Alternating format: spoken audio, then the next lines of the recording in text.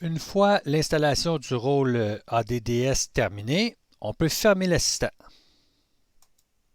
Remarquez dans le coin supérieur droit, il y a un triangle jaune avec un point d'exclamation.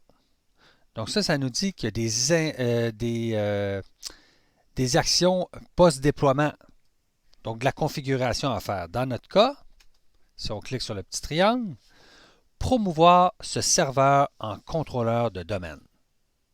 Donc on a ajouté le rôle. Maintenant, il faut faire le travail. On veut transformer notre serveur en contrôleur de domaine. Donc cliquez sur le petit triangle jaune. Oups, excusez, pas sur le triangle jaune. On va cliquer sur promouvoir ce serveur en contrôleur de domaine.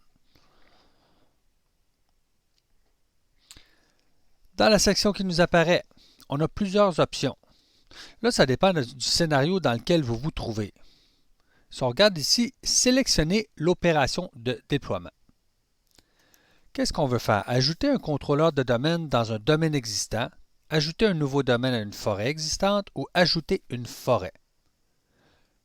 Présentement, là où on est, on n'a pas de domaine existant, on n'a pas de forêt existante. Donc, on a une seule option qui s'offre à nous et ça va être d'ajouter une nouvelle forêt. Donc, je coche Ajouter une nouvelle forêt. Quel est le nom racine? Là, ça va avec le scénario. Donc, la mise en situation. Vous êtes chez un client, ben, on va respecter son nom de domaine, on va respecter ses besoins. Dans notre cas, nana.lan, parce qu'on travaille pour Nana Mobilier. Donc, nana.lan, qui va identifier mon réseau. Qui va identifier mon domaine, en fait.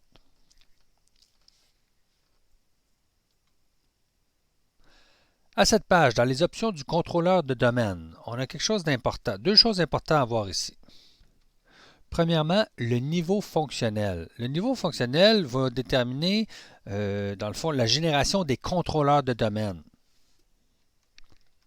Si je choisis un niveau fonctionnel 2012 R2,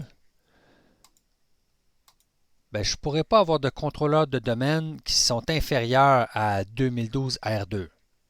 Si je choisis un niveau fonctionnel plus bas, ben en fait, je dis à mon domaine ou à mon contrôleur de domaine, laisse tomber des fonctionnalités. Donc, on va choisir le niveau fonctionnel le plus élevé possible.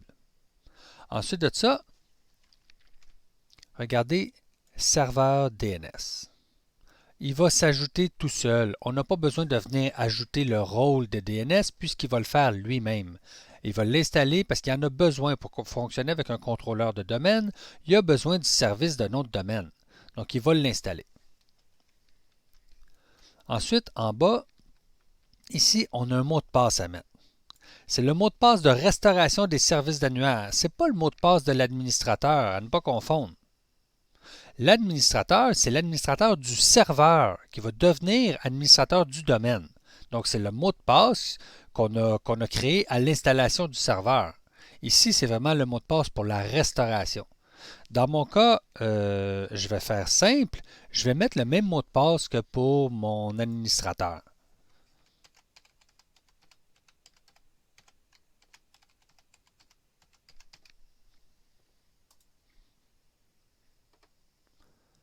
À cette étape, il nous dit qu'il est impossible de créer une délégation pour ce serveur DNS car la zone parente faisant autorité est introuvable. C'est sûr, je suis dans une installation toute neuve, je n'ai pas encore de DNS. Donc c'est correct, il n'est pas capable de le faire, on fait suivant.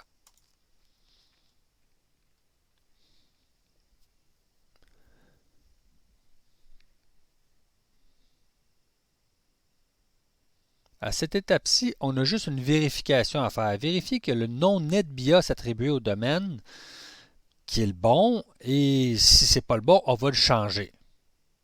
Donc, Nana. Nana, c'est ce qui venait avant le point extension. J'avais mis point .lan.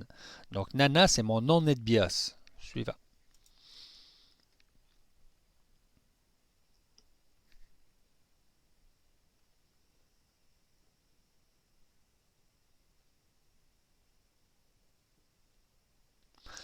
À cette étape-ci, vous pouvez choisir où vous allez mettre la base de données Active Directory, les fichiers journaux et sysvol. Donc, présentement, j'ai un seul serveur avec un seul disque dur, je n'ai pas le choix. Je vais le laisser aux endroits par défaut. Mais si vous vouliez, si vous aviez plus d'un disque, vous pourriez changer l'emplacement de ces fichiers-là.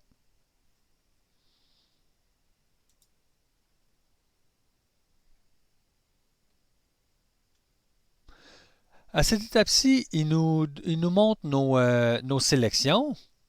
Et si on voulait scripter le processus, on pourrait afficher le script avec le bouton Afficher le script qui est ici. Donc, pour ceux qui aiment scripter, on ferait afficher le script. Regardez, il me donne les commandes PowerShell pour faire toutes les étapes qu'on vient de configurer. Donc, vous pourriez faire un copier-coller de ça vers PowerShell, puis créer votre script PowerShell qui va automatiser tout ça. On fait suivant. Ici, vérification de la configuration. On vérifie si on a fait les étapes de préparation. Par exemple, si on n'avait pas mis une adresse IP fixe, il refuserait de mettre de promouvoir le serveur en contrôleur de domaine.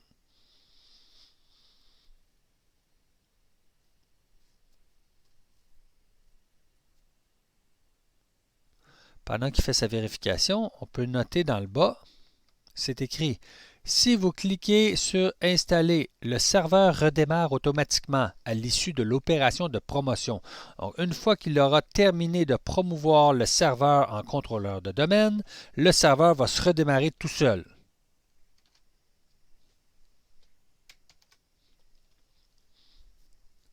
Donc, on peut marquer en haut toutes les vérifications de la configuration requise ont donné satisfaction. On pourrait faire afficher plus pour voir ce qu'il nous dit ici. Cliquez sur Installer pour commencer l'installation. Oui. Donc, il va regarder qu'est-ce qu'on a fait. Ici. Donc, c'était quoi les vérifications? Le contrôleur on les a ici, là. Cet ordinateur contient au moins une carte réseau physique pour laquelle aucune adresse IP statique n'a été attribuée. Donc, il voit qu'on a une carte qui manque, qui n'a pas d'adresse IP statique. Mais on en avait une avec une adresse IP statique. Donc, ça va fonctionner. Okay. On fait suivant.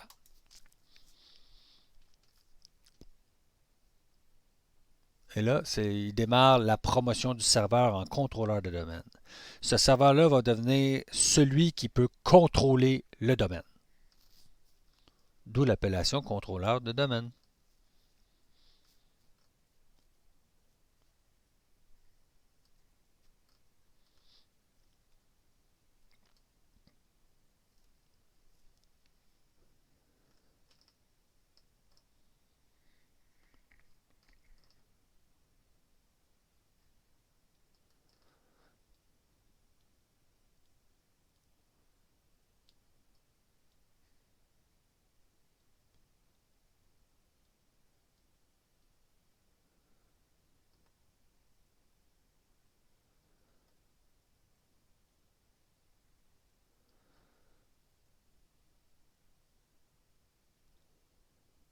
On doit attendre la fin de l'installation et le redémarrage de l'ordinateur.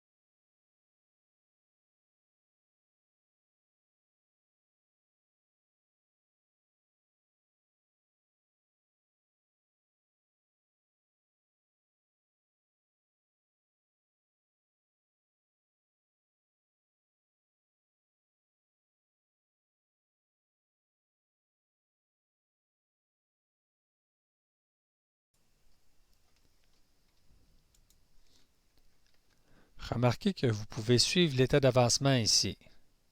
Il nous dit que présentement, il est en train de faire la création de la partition d'annuaire.